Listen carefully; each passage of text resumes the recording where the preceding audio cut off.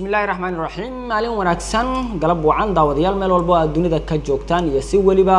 oo muuqaalkeena iyo maqalkeena bay idin soo gaarayo kuna soo dhawaada barnaamijkii tooska ahaa ee Wardoon oo maalin waliba waqtiyadan oo kala saddexda galabnimo xilliga geeska Afrika marka ay tahay aad ka daawataan telefishinka Somali Cable barnaamijka waxaan ku eegnaa dhacdooyinka iyo wararkii ugu dambeeyay ee dalka qodobada xiisaha leh maanta idinkugu hayno isla markaasina aad ku daawan doontaan waxa ka mid noqonaya kulankii senatarada golaha aqalka sare ee baarlamaanka Soomaaliya ay maanta ku yeesheen xarunta golaha ee caasimadda Muqdisho ku leeyahay ayaa lagu ansixiyay hindisa sharciyeedka dhisidda guddiga madaxa bannaan ee la dagaalanka musuqmaasuqa waxa kale oo eegi doonaa xildhibaanada golaha shacabka oo iyaguna maanta kulankoodii ku ansixiyay xeerka xaqsiinta siyaasiyiinta dawladda federaalka ee Soomaaliya waxa kale oo eegi doonaa wasiirka arrimaha dibadda jamhuuriyadda Soomaaliya oo nuqul kamida warqadiisa aqoonsiga xafiiskiisa kaga gudoomay safiirka cusub ee Turkiga u soo magacaabay Soomaaliya sidoo kale barnaamijka intuu soconayo waxa qayb ka ahaan doona qaar kamid ah xildhibaanada golaha shacabka ee baarlamaanka Soomaaliya ayaa ka gudbiyay mooshin ka dhan ah socdaalada iyo waliba heshiisyadii madaxweynaha jamhuuriyadda Soomaaliya uu la galay wadamada kale ee caalamka qodobadaasi waxay nagu soo kordhayaan dabcan ku eegi doonaa barnaamijka Wardoon inta uu soconayo saaxiibkii Cabdiraxiin Xuseen Xasan Caylaabe ayaa farsameynaya anigoo Cabdiqaadir Umar Cabdullaahi ayaa barnaamijka idin la socodsiinaya una diyaar garooba qaybaha kale ee barnaamijka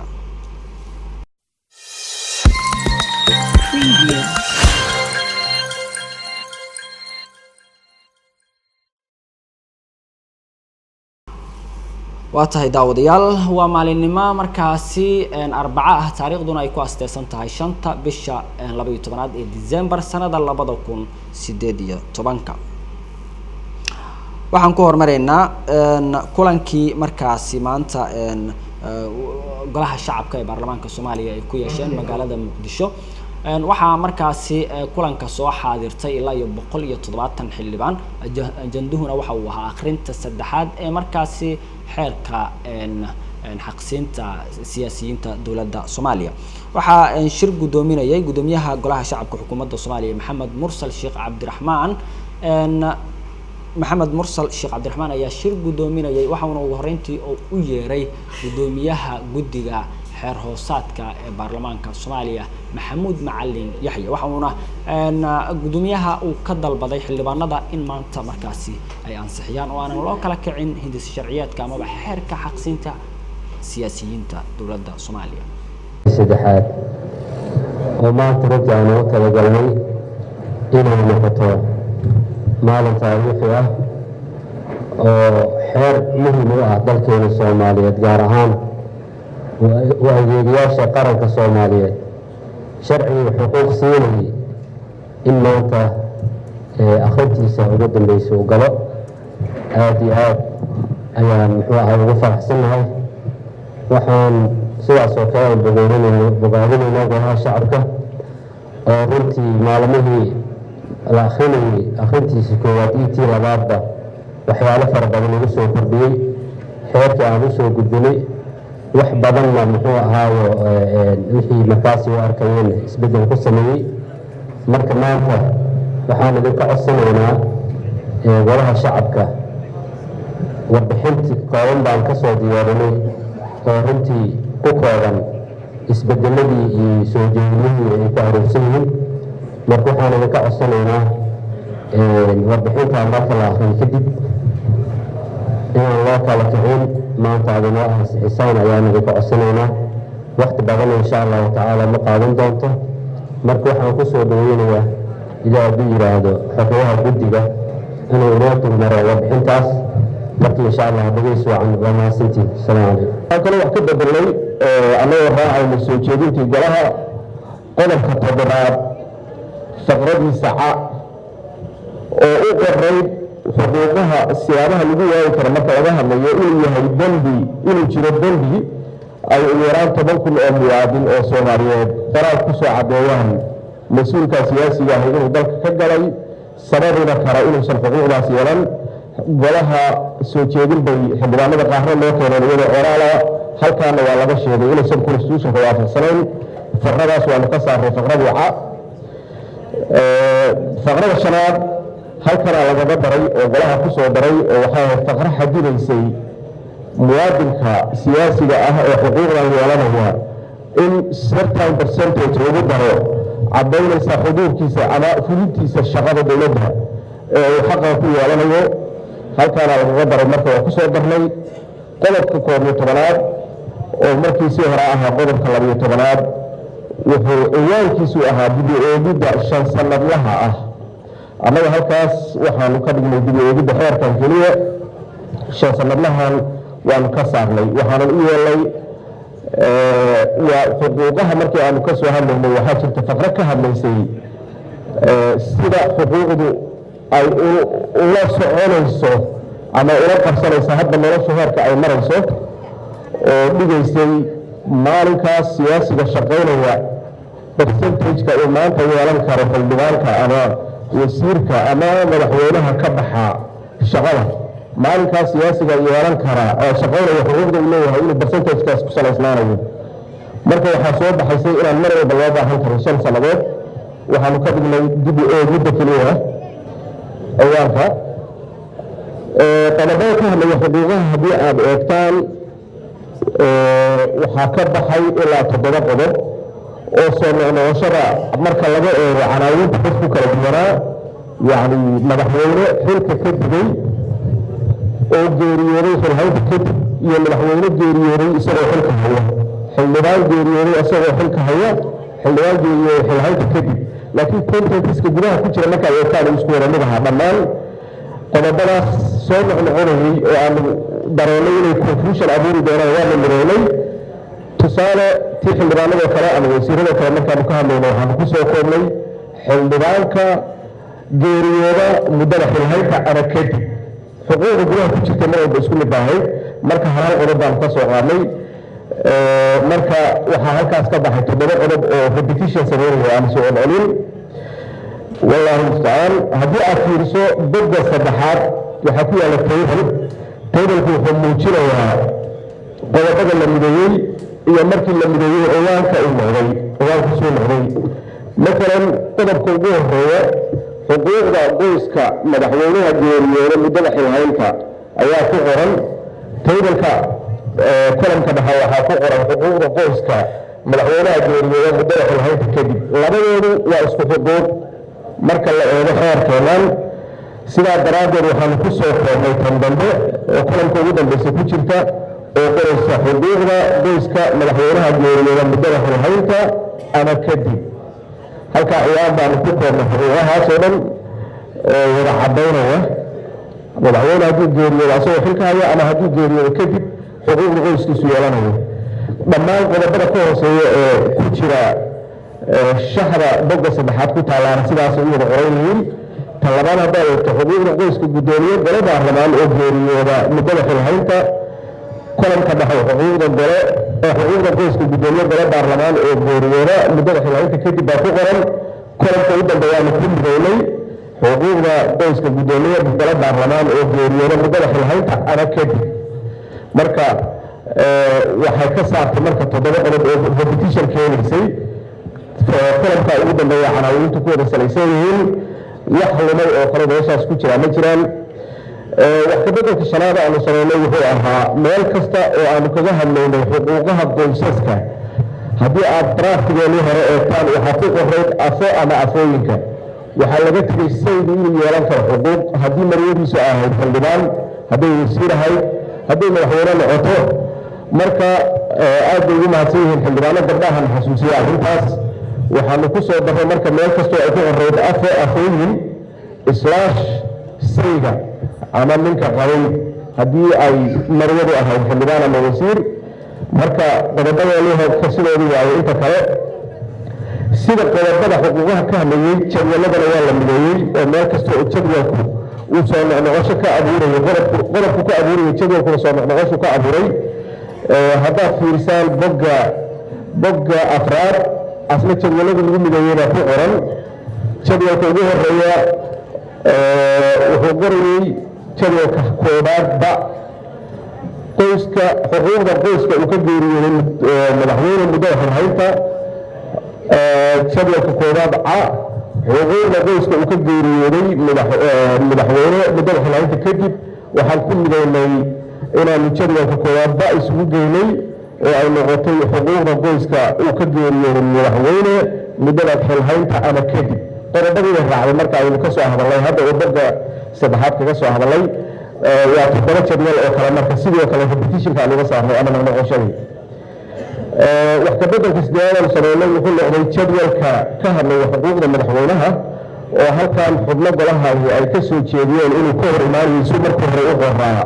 qaraar baarlamaan oo labada aqal halkan ay ku go'aansadeen 4 Maarso 2017 oo xaq siinayay madaxweynihii sideedaad madaxweyne xildhibaan xasan sheekh qaraarkaasi uu ka hor imaanayay sidaa daraaddeed madaxweyne kasta oo xilka ka dega ama geeriyooda asagoo xilka haya ama asagoo xilka ka dega geeriyooda waxaanu xuquuqdiisi waafajinay qaraarkaas baarlamaaniga ahaa ee labada gole halkan ku ansixiyeen annagoo qaadanayna talada golaha ugu dambayn waxaanu ku soo darnay lifaaqyo aanu u arkayno inay muhiim yihiin oo ah qaraarkaas baarlamaaniga ahaa ee halkan labada aqal ay ku go'aansadeen 4 Maarso 2017 oo lifaaqa iyo lifaaq ah xeer nambar 62 xeerkii xuquuqda siyaasiyiinta dowladda la oran jiray oo kan laga soo dhambaray xeerkaasoo soo baxay 1981 mudane gudoomiye iyo mudane waaye waxaan rajaynaynaa goluhu inuu si fiican u soo akhriyey kuna qancay oo akhriskiisii saddexaadna aanu maanta halkaan inooga gabagaboobi doono waxaanan codsanaynaa mar kale codsanaynaa anigoo og in habraaciisa uusan dhammaystirnayn oo wax u dhiman yihiin oo goluhu aqalka sugayo oo madaxweynihii iyo ratificationkiisii sugayo in aad maanta xeerkan gudbisaan oo ansixisaan waa mahadsantihiin waa tahay daawadayaal kaasina waxa uu ahaa xogayaha guddiga xeer hoosaadka baarlamaanka Soomaaliya oo markaasi sharaxayay qodobadii laga bedelay sharcigaasi iyo waliba oo ay kamid yihiin qodobo markaasi ay kamid ahaayeen xeerka magaca intaasi kadib xildhibaanada golaha shacabka ayaa sharcigan u codeeyay natiijada codeynta xildhibaanadana waxa ku dhawaaqay gudoomiyaha golaha shacabka ee Jamhuuriyadda Soomaaliya Maxamed Mursal Sheekh Cabdiraxmaan koramka anaga maanta wuxuu ahaa 170 xeerkan waxaa ogol u codeeyay 167 waxaa diiday hal xildhibaan waxaana ka aamusay 2 sidaa awgeed xeerkan sidaas ayuu sax ku yahay waana ansixinay shirka annaga maanta intaas nooga xiran yahay kulanka annaga aad iyo aad u mahadsantiin baarlamaanka Soomaaliya oo markaasi ku dhawaaqay natiijada codeyntii sharciga amaba xeerka xaqsinta siyaasiyiinta Soomaaliya oo maanta ay meel mariyeen xildhibaanada golaha shacabka waxaa noo soo socda kulankii golaha aqalka sare oo asigana lagu ansixiyay hindisa sharciyeedka dhisidda guddiga la dagaalanka waa guddi madax bannaan oo markaasi loogu talagalay inay la dagaalamaan musuqmaasuqa balse marka hore qaar kamid ah xildhibaanada golaha shacabka ee baarlamaanka Soomaaliya ayaa ka gudbiyay mooshin ka dhan ah madaxweynaha Jamhuuriyadda Soomaaliya safaradii iyo waliba heshiisyadii uu markaasi la galay wadamada kale ee dunida xildhibaanadan oo markaasi kulan ku qabsaday magaalada Muqdisho caasimadda Soomaaliya ayaa kulankooda markii uu waa kulankii maanta golaha shacabka kadib markaasi shir jiraa'id qabsaday ayaa war saxaafadeedkan markii dambe ka soo saaray ala badan inooga yimaadeen mooshin aanu qornay oo aanu rabnay in laga doodo xiriirada dibadda iyo heshiisyada dawladdeenu la soo gasho ama afgaradyada ay la gaarto dawladaha kale ama kuwa jaara ha noqdaan ama qaar kale ha noqdaan mooshinkaas su'aalaha nalaga weydiiyey saaka saxaafaddu naga weydiisay weli waa mooshin aan la hor keenin golaha laakiin aanu ku heshiinay in sabtida laga wada hadlo marka ma garan karno meesha aad ka hesheen wararka iyo sida ay u gashay website-yada laakiin su'aalihii maadaama ay nagu bateen in saxaafaddu mid noogu timi oo ay su'aale naga weydiiso mooshinka waxaanu rabnaa inaanu idinla wadaagno mooshinkaasi inuu jiro sabtidana aanu idin xaqiijino in sabtidana la marin doono habraaci rasmiga ahaa ee goluhu uu mooshinada ku qaban jiray marka ilaa 10 xildhibaan oo adiga ku jirto ayaa ku saxiixneed in warqad gudoomiyaha ugu gudbiseen oo tilmaamaysay socdaaladii madaxweynaha heshiisyada Eritrea Ethiopia Soomaaliya iyo waliba arrimo kale oo Djibouti qayb ka ahayd arrintaas miyaysan jirin ma mooshinkaasi wuu jiray laakiin wali lama aqbalin oo wali guddoonku la yaala waxaanay ahayd in sabtida habraaci rasmiga ahayd la mariyo laakiin si aanan garanaynin buu u baxay oo uu galay saxaafadda waa jira laakiin xilligan ku soo beegay in mooshin arrimahaas ay keentaan iyadoo aan ogsoonahay in safaradu muddo ay ka soo wareegeen waxaa jira waa ogtihiin waxaa jira warar sheegaya oo ila wareedyo muhiim ka yimi oo sheegaya in Soomaaliya soo gashay heshiis saddex geesooda oo ay qayb ka yihiin dawladda Ethiopia iyo Eritrea heshiiskaasi walaac buu ummadda Soomaaliyeed ku abuuray walaacyada ummadda Soomaaliyeed uu ku abuuray waxaa ka mid ah in dawladda gobolka ay nagula taalee walaalaheena Djibouti heshiiskaas aanu aaminsanahay in lagu go'doomiyey oo aanay qayb ka ahayn arrintaa waxaan rabnaa inaan dareenkayaga cabirno oo aan ummadda Soomaaliyeed la wadaagno oo aan u sheegnay inaan ummadda Soomaaliyeed raalli ka noqon doonin heshiis gobol oo walaalaheena Djibouti ay ka maqan yihiin waxa kale aynu garawsanay oo hadda warar ilad wareedyo muhiim aanu ka helay in mooshinkaasi uu baritaarayo dawlad walaalaheena Djibouti ka haysata dhul iyo dadba marka waxaan u aragnaa inay qalad tahay ummadda reer Djibouti oo ay ogeydeen halgankii ay u soo mareen in dawladnimada Soomaaliyeed dib loo soo celiyo oo ay dawladdeenu noqoto dawlad mar labaad cagaheeda isku taagtay in loogu abaalguday inaynu ka hadli kari weyna ama aynu qayb ka noqono heshiisyo looga gol leeyahay in lagu go'doomiyo oo looga hiiliyo dalalkii ay geeska isku hayeen ama dalkii ay geeska isku hayeen ee muranku ka dhaxeeyay in aanu muujinno walaaca aanu ka qabno heshiiska waxaa qayb ka ah oo naloo sheegay in la keenayo ciidamada Eritrea in ay ku soo biirayaan ciidamada nabad ilaalinta ee AMISOM taa waxaanu ka rabnaa inaanu halkan ka muujinno walaaca aanu ka qabno kaliya ma aha Eritrea haddii heshiiskaasi jiro Ethiopia oo ciidamadeedii inala joogaan iyo Eritrea oo ciidamadeedii ay imanayaan umaleyn maayo inaynu midnimo la geli karno sababtoo ah dalkaba markaa waa la qabsanaya haddii dalkii aad kala hadlaysayba midnimada ama mid dhaqaale ha noqoto ama mid siyaasadeed ha noqoto si kasta oo loo dhigaba dalkii ay wuxuun ku midoobayseen haddii ciidamadiisi kula joogaan oo ay qaybba ka yihiin nabad ilaalintaadii way adagtay midnimada noocaasa in qayb laga noqdo marka taana waxaanu ka digaynaa waxaanu ku baaqaynaa in ciidamada Ethiopia ay haddii heshiiskaasi jiro in ay ka baxaan AMISOM oo ay dalka nooga baxaan waxa kale oo uga digaynaa ciidamada Eritrea inaanay dalka iyaga iman maadaama heshiis noocaasi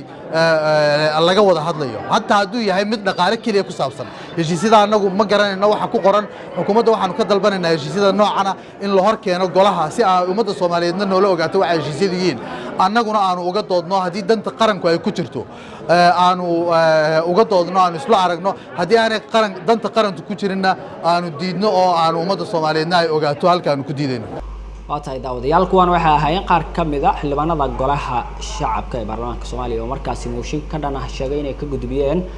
socdaalka iyo waliba heshiisyada madaxweynaha jamhuuriyadda uu la galay wadamada markaasi safarka waa wadamada qaar ee dunida ay ka mid tahay kii asmara ka dhacay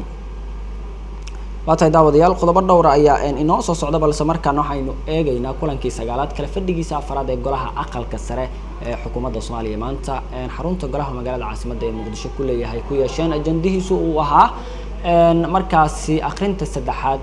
hindisa sharciyeedka dhisidda guddiga madaxa bannaan ee la dagaalanka musuqmaasuqa waxaa markaasi shir gudoominayay gudoomiyaha golaha aqalka sare ee baarlamaanka Soomaaliya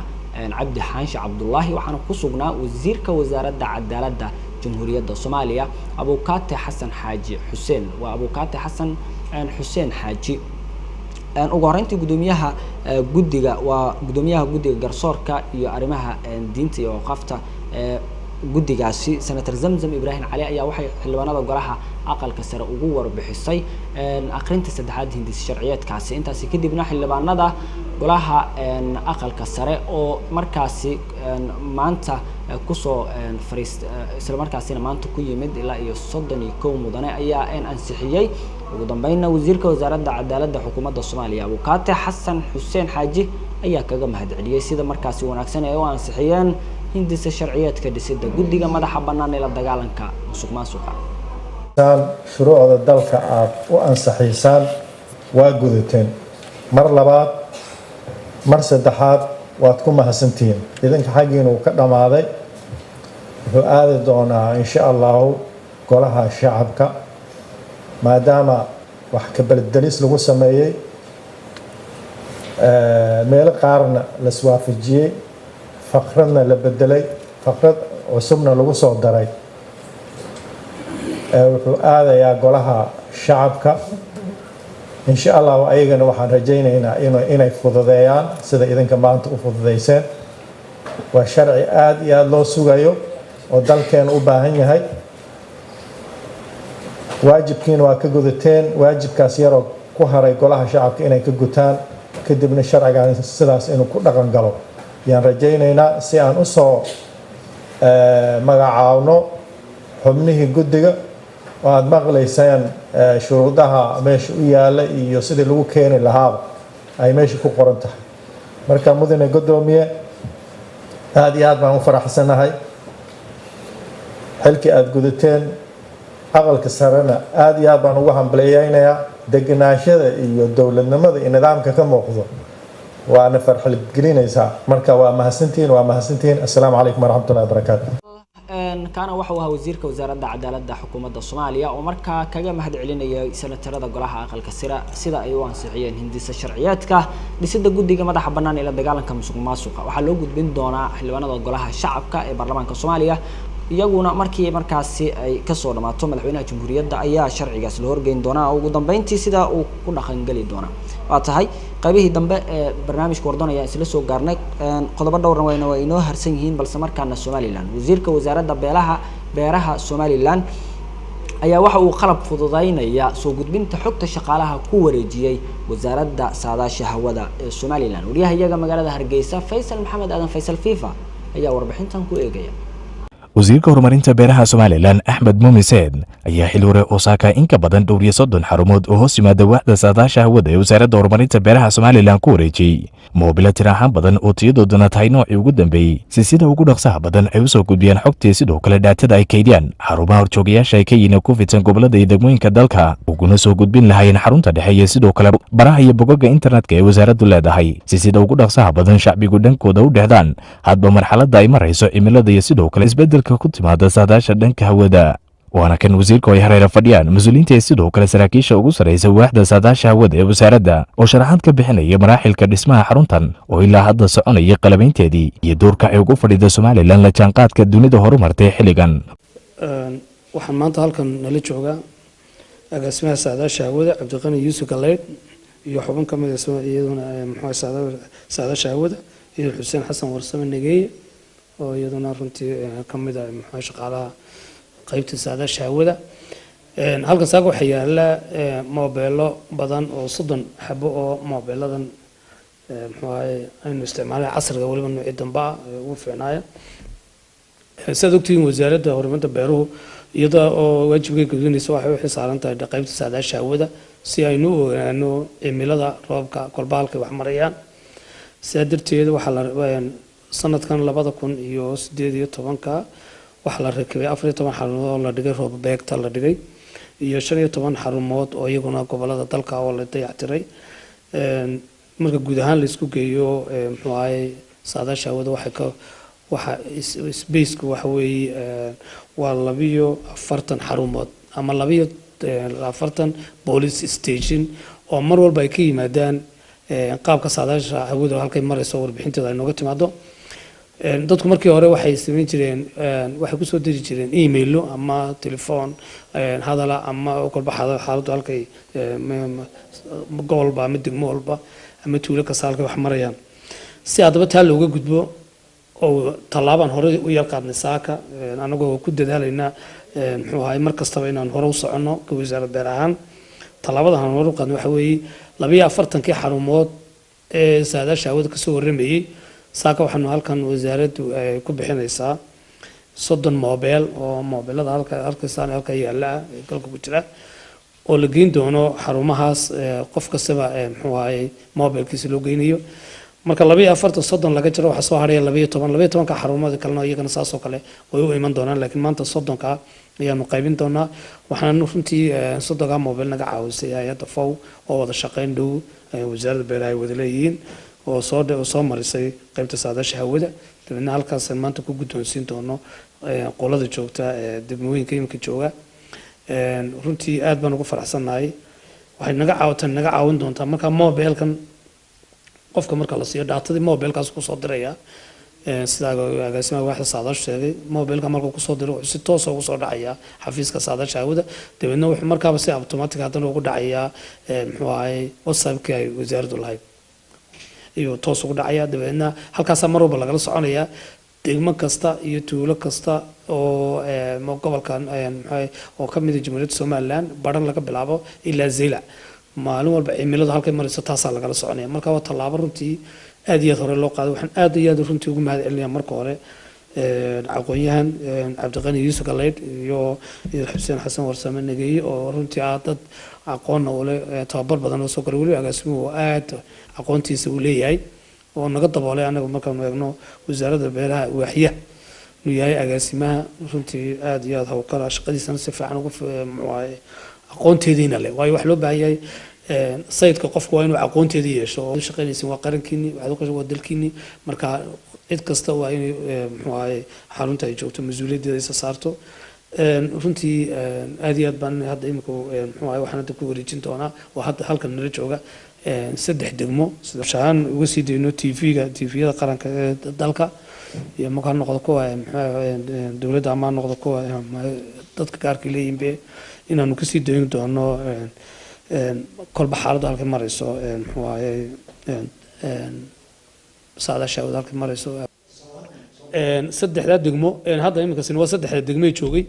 laakiin waxaan ugu talagalnay 30 degmo 30 police station ama 30 degmo ayaanu siin doonaa oo ka mid ah 42 marka 12 baan ugu haray marka 30 waa kuwa u yaala marka way marka yimaadaan baa loo qaybin doonaa iyakan insha Allah ama goobahooga loo gudin doonaa ilaa Badhayn la Siila saaka dadku kama wada iman karin waxaan isla halkaasi wasiirku degmooyinkii ugu horeeyay soo gaadhay xarunta wasaaradda oo ay ka mid ahaayeen darar weyne cadaadle iyo sidoo kale allay baday halkaasi ugu wareejiyey iyadana saacadaha soo socda xarunta ay soo gaari doonaan degmooyinka kale ee dhankooda ku fidsan gobolada dalka ee ku rakibayn xarumaha saadaasha hawada ee wasaaradda horumarinta beeraha wasaaradda ayaa beeridda haruurka kasako waxa u dhinac socota tayeynta sidoo kale qalabaynta xarumaha dhanka saadaasha hawada oo wasaaraddu dhanka kale ay u xil saaran tahay inay guud ahaanba shacbiga la socotiso adba marxaladda ku soo korodha Faysal Maxamed Aadan Faysal FIFA TV-ga Somali Cable Hargeysa waatahay daawadayaal weli waxaad la socotaan barnaamijkii wardoon oo si toos idinkaga imaanayay magaalada Muqdisho caasimadda Soomaaliya qaybihii dambe ee barnaamijkana ayaan isla soo gaarnay wasiirka wasaaradda arrimaha dibadda xukuumadda Soomaaliya Axmed Ciise Cawad ayaa maanta xafiiskiisa waxa uu warqadaha aqoonsiga kaga gudoomay safiirka cusub markaasi Turkiga usoo magacaabaday Soomaaliya ka oo lagu magacaabo Mr. Mehmed Yilmaz waxa uu bedelay safiirkii hore ee markaasi waqtigiisa uu dhamaaday Becker wasiirka arrimaha dibadda Danjire Axmed Ciise Cawad ayaa u rajeeyay safiirka cusub inuu markaasi ku guuleysto howlaha loo idmaday waxa uuna bogaadiyay wasiir Cawad xiriirka taariikhiga ah ee u dhaxeeya wadamada Soomaaliya iyo waliba Turkiga ee walaalaha ah dhanka kale Danjire Mehmed Yilmaz ayaa waxa uu markaasi ka dhawaajiyay in uu ka shaqeyn doono danaha labada dal iyo labada shacab ee walaalaha ah si loo xoojiyay buu yiri loona hormariyay xiriirka laba geesoodka ah ugu dambeyntiina madaxweynaha dalka Kenya Uhuru Kenyatta ayaa maanta warqadihiisa aqoonsiga ka gudoomay safiirka cusub ee Soomaaliya u magacaawday dalka Kenya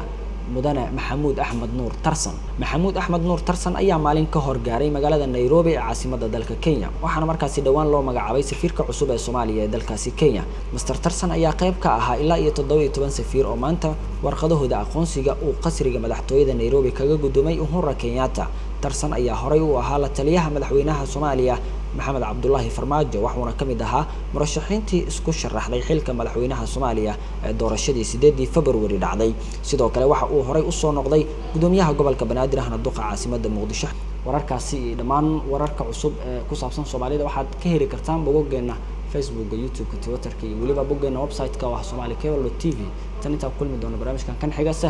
waaniga Cabdiqaadir Umar Cabdulle iyo waliba Cabdiraxmaan Xuseen Xasan Caylaab oo xagga farsamada barnaamijka intuu soconayay inoo joogay waxaan idinku dhaafaynaa waad ku mahadsantihiin daawashadiina habboon ee nabadgelyo.